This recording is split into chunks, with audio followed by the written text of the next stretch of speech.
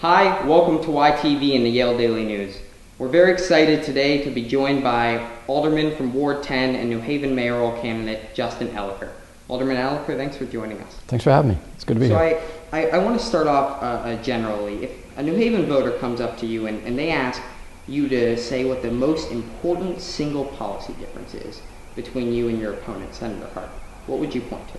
I would point to a new type of government versus an old type of government, and that extends across many policy issues.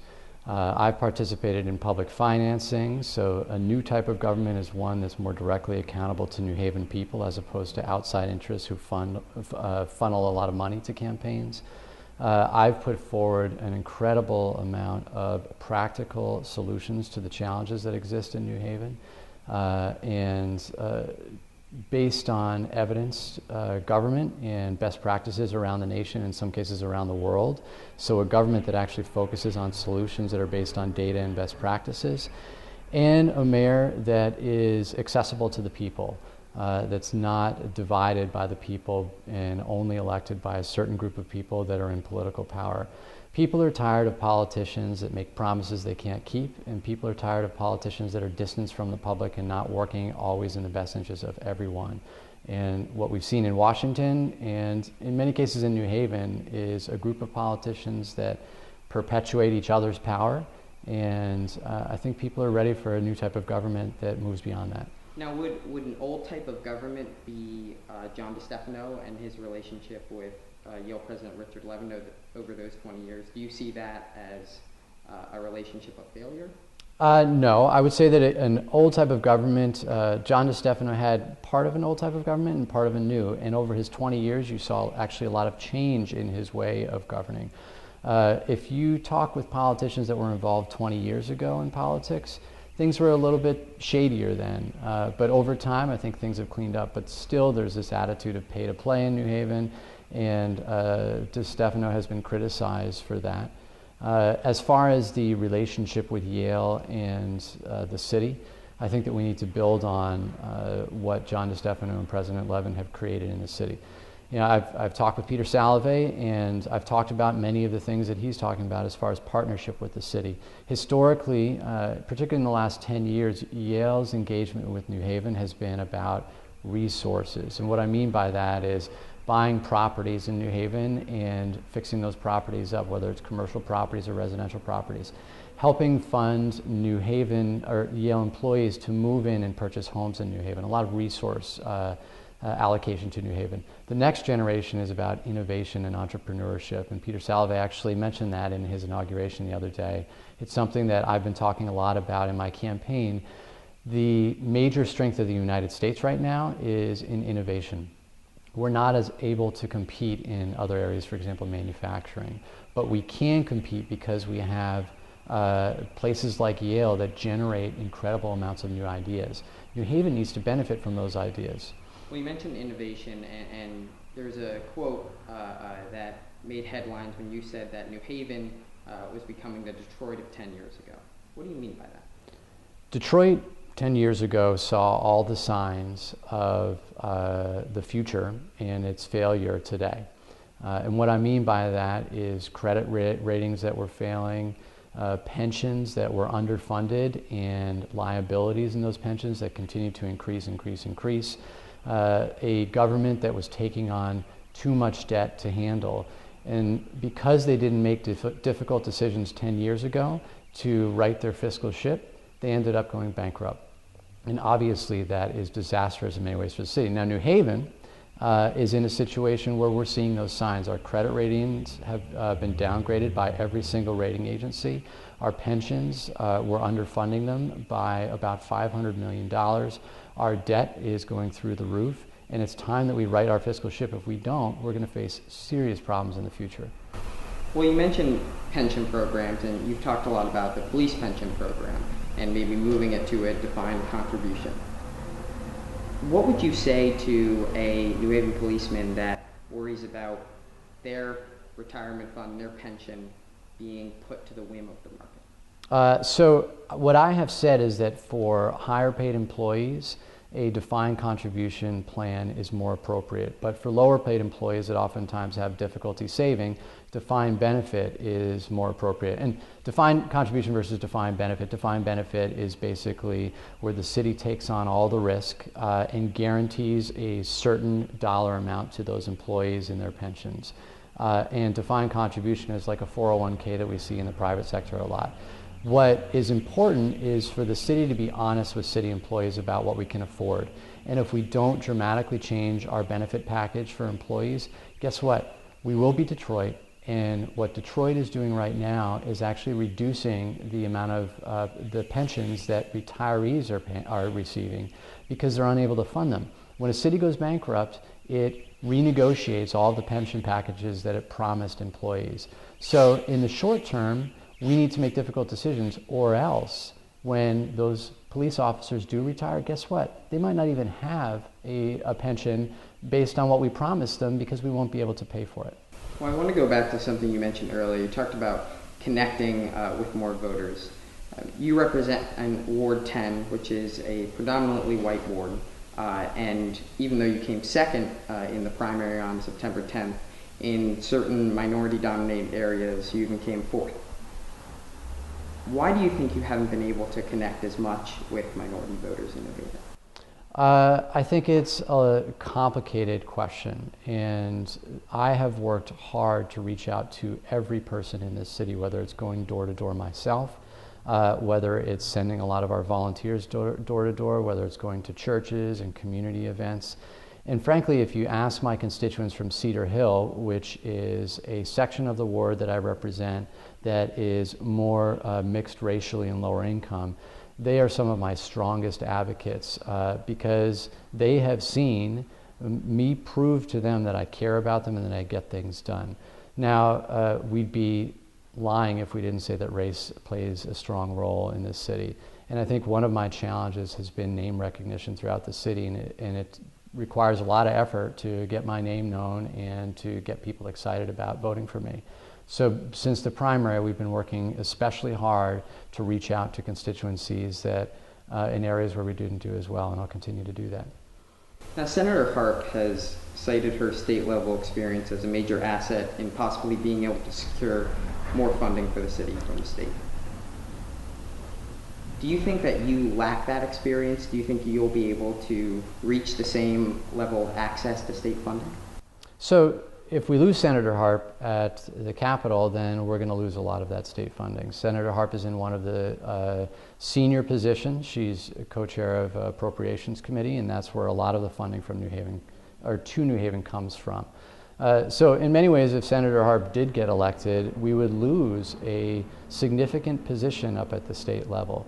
But beyond that, I have gone to great efforts to not alienate myself from anyone at the state level. And you notice when Malloy came down and endorsed Harp, the two other candidates then in the race, Kermit Carolina and Henry Fernandez, were actively criticizing Malloy. I want to keep my eye on the ball, and if I get elected, I want to make sure I have a very positive relationship with everyone in the state. If you talk with my colleagues on the Board of Aldermen, even though we have disagreements sometimes on policy, they will tell you that I always respect people, and that's the most important thing when you're building a relationship with people inside the city and outside the city, and I plan on doing that when I'm elected mayor. Now, a lot of your constituents and a lot of your support in the primary came from Yale's Ward 1. You won that by a wide margin. But Yale's involvement in New Haven politics has been criticized by many New Haven residents. Do you think that Yale students, even though they're here, their presence is so transient and confined to such a bubble as Yale, should even vote in a New Haven election? Absolutely, and in many ways, politics is an entree for Yale students to get even more engaged in New Haven. Yale students are living in New Haven for 4 years, and that's a significant portion of their life. They're members of our community, whether they like it or not. And I believe that getting involved in New Haven for a Yale student does two things. Well, it's good for New Haven because Yale students are hard workers and they're smart and they can provide a lot of support for the New Haven community. But it's also great for Yale students. You can use what you're learning in classes in a practical environment in New Haven. There's an incredible amount of opportunity from particularly volunteerism in the city, whether it's for youth programming or school groups or whatever, and we can mutually benefit from that. Voting is a step in that direction. But what about students that, say, are graduating this year? You know, that their time left in New Haven is very small, and that they probably will leave New Haven. Should they vote? Should they go out and try and affect the city that they're only going to be in for a few more months? I think your question insinuates that those folks don't care about New Haven. And the vast majority of Yale students that I have spoken with care about what happens in the city. And interestingly, Yale students, I would say, because they don't have to worry as much about, for example, getting their trees trimmed or their streets paved, because they're on campus and the university takes care of a lot of those things, they're often focused on the larger problems in the city, things like crime. We hear a police car driving by right now. Things like poverty in the city. And the fact that they're able to focus more on those things because they don't have to worry about the nuts and bolts makes them in a position to voice their opinion on the greater problems in the city. Well, going back to those students who are graduating in May, you've got another grade of Yale's that will graduate and go out into the workforce. Why should they stay in New Haven? I was going to say that the other thing is you're assuming they're leaving, and I'm hoping they'll stay. They should stay in New Haven because, let me say that I was a graduate student at Yale, at the School of Forestry and the School of Management, and so many of my classmates said, I wasn't that excited about coming to New Haven. I was excited about Yale, but I was nervous about New Haven. I heard about the crime and issues around crime. It's been had a history of a lot of challenges, but I was excited about Yale. And then after they end up living in New Haven, and not living necessarily on campus, but in the community, they, after 3 weeks, 5 weeks, start to realize that New Haven is a really great place to live. And if you talk with graduate students, you'll hear that story over and over and over again. The challenge is the jobs that will keep folks here afterwards. I actually have a lot of my classmates from the School of Management and the School of Forestry that have stayed around afterwards because they wanted to stay in New Haven. They started their own consulting companies, or they found some local jobs. Students from Yale should want to stay in New Haven, and so we need to create a New Haven that makes them want to stay here. And that starts from even before they set foot on campus, by changing New Haven's reputation as a city that's exciting to live in, that has a lot of things going on. It starts from when they set foot on campus, where not just do you have department heads and President Salovey welcoming them, but you also have the mayor of the city welcoming them and not focusing on how they're going to get robbed in their first week here, which is often the tone that's set during orientation, but how much they should be involved in New Haven because we all can benefit from it. But I want to go specifically into how you want to incentivize them to stay in New Haven. So for students who graduate from Yale and who are entrepreneurs, they want to start a business. Why should they start their business in New Haven versus going to a place that isn't the Detroit of 10 years ago? How are you going to change that specifically with economic incentives? So a couple of things. First of all, making New Haven a place that people want to live is a major incentive. And you see people moving back to cities around the nation because they don't want to commute 2 hours to work, back and forth from work. They don't want, or they want the sense of community, the diversity, the culture, etc. And so making New Haven a place people want to live is an economic incentive. And the second thing is connecting the YEI, which is the Yale Entrepreneurial Institute, with the New Haven-based incubator, which is the Grid in the Grove downtown. It's a shared working space. And if you connect these communities and help facilitate more interaction between these communities, you're more likely to have people opt into New Haven. Final thing is New Haven is not a development-friendly place. And what I mean by that is that there's incredible potential here because people are looking to move back to cities. But when people are looking to invest in New Haven, start a business in New Haven, they often find barriers from government and from the Department of Economic Development in the city. We need to roll out the red carpet for new businesses. We need to make sure that developers don't feel like they have to pay into someone's campaign in order to play ball in the city. We need to streamline some of the application processes. For example, zoning in this city is so antiquated that you have to ask for a variance or special exception every time you want to get something done, and that brings politics and it makes it much more difficult and expensive for someone to start a new business or invest in New Haven. Now, staying on the economic issue, obviously unions, specifically 34 and 35, play a big role in New Haven and have somewhat of an antagonistic relationship with Yale since they were formed. You've been criticized even by some of your supporters for possibly not being able to take on the unions in a strong sense. How do you plan to negotiate things like the pension plans with the unions if you don't have a strong relationship with them? So there's two types of unions in New Haven. You have Local 34 and 35, which are the Yale unions, and then you have all the municipal unions, very separate groups. And so there are two separate questions really. Number one is how to work with Local 34 and 35, the Yale unions, and particularly the folks on the Board of Aldermen that were elected that are affiliated with the Yale unions.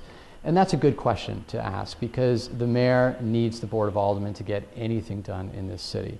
And I would say I'll work with them like I do everyone else with respect.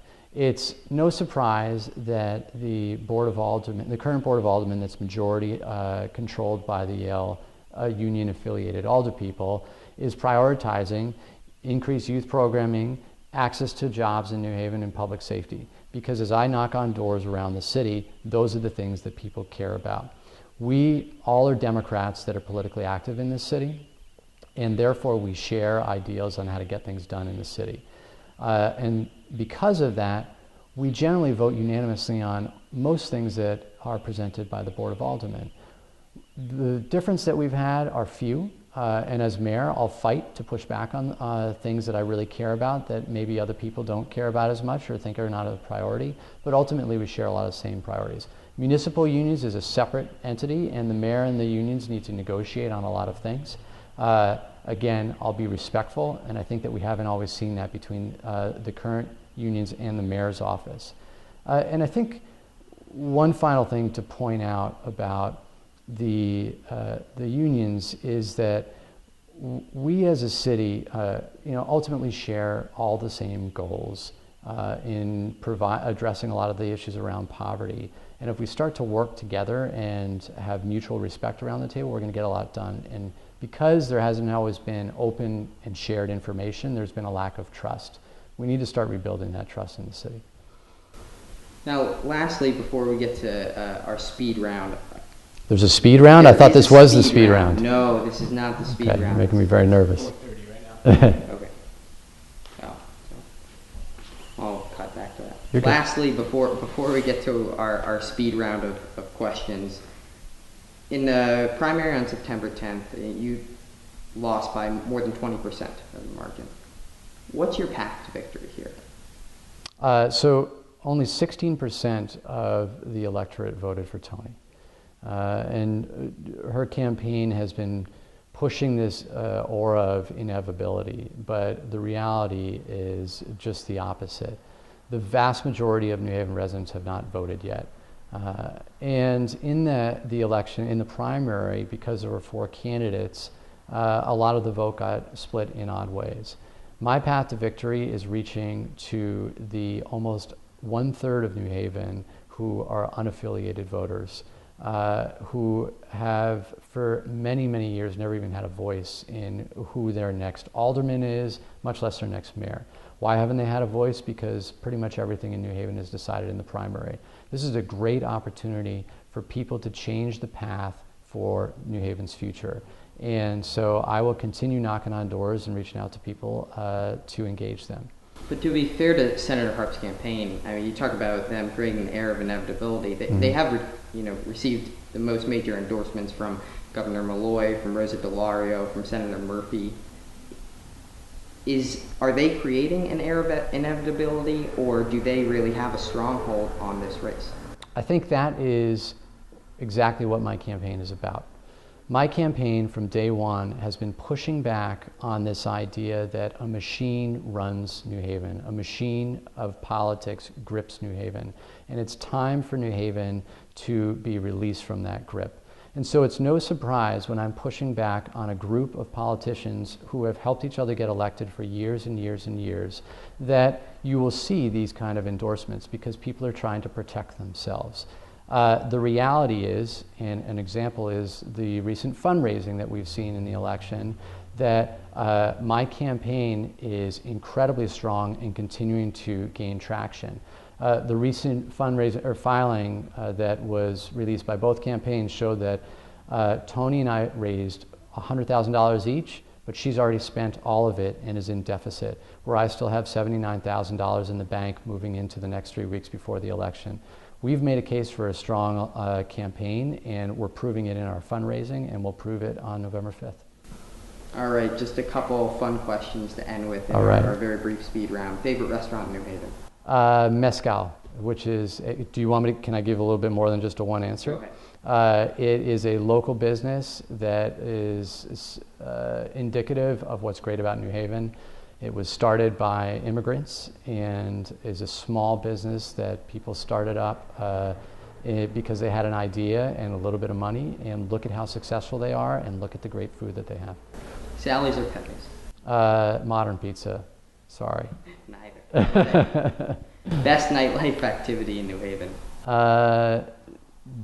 So there's the popular answer probably would be having a burger at Prime 16 or another place downtown, but the real answer is spending the evening walking my dog with my wife and then coming home and having a glass of wine on the porch.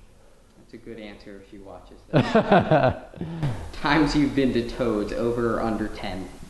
Under 10, and they were all before I became a resident of New Haven. Justin Elicker, thanks for joining us. Thanks, I really appreciate the opportunity to chat. And thank you for joining us. This has been YTV and the Yale Daily News. Back to you in the studio.